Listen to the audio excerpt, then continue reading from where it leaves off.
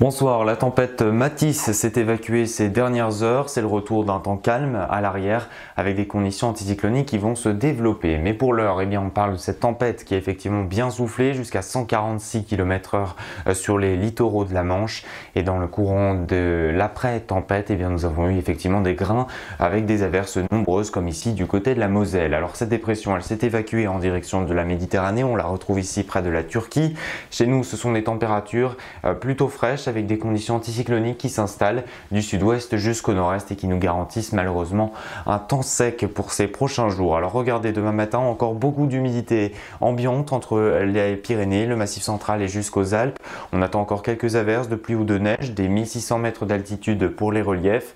Et sur le nord du pays, toujours du soleil attendu, particulièrement au courant d'après-midi. Le vent soufflera encore jusqu'à 80 km/h près de la Méditerranée. Les températures du matin, retour des gelées matinales dans le nord-est, sur les Hauts-de-France et en allant jusqu'au Grand Est, on attend entre 0 et -1 degré localement. Et dans le courant de l'après-midi, c'est tout juste de saison sur le pays. On gagnera quand même jusqu'à 2 degrés dans le sud avec 20 degrés à Marseille. Et dans le nord, on persistera sous les 10 degrés avec jusqu'à 9 degrés à Strasbourg ou encore à Nancy. Alors mardi, on va surveiller effectivement le retour des gelées assez intenses du côté du nord-est. On pourra avoir -3 degrés dans les campagnes les plus isolées.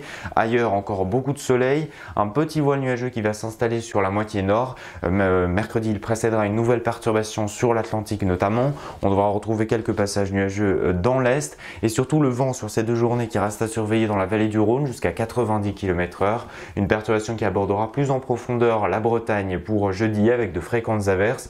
Elle va complètement se généraliser à l'ensemble de l'Atlantique pour vendredi. Et notez que les nuages vont s'amasser et devraient laisser un ciel variable pour le week-end, particulièrement dans le nord du pays où on retrouvera des averses pour dimanche.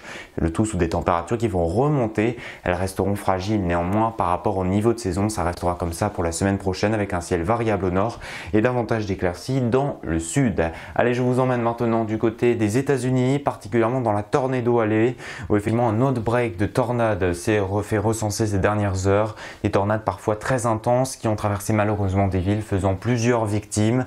Une intensité parfois assez impressionnante. Alors il est vrai que les services météo l'avaient prédit depuis plusieurs jours, mais effectivement l'intensité était telle que les phénomènes ont ravagé de nombreuses villes. Les dégâts sont parfois très impressionnants et puis on a eu des victimes mais aussi des miracles. Regardez cette vidéo où effectivement on voit une femme et un homme qui se protègent dans un magasin.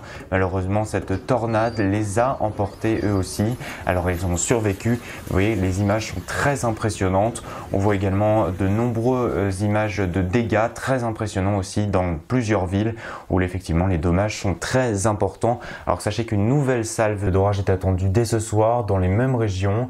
Elle pourrait faire de nombreux dégâts également d'après les services météo américains. Allez, demain nous serons le lundi 3 avril, nous fêterons les Richards, nous gagnerons 3 minutes d'ensoleillement et même 4 ici. Je vous retrouve avec plaisir dans 3 semaines. D'ici là, passez une excellente soirée.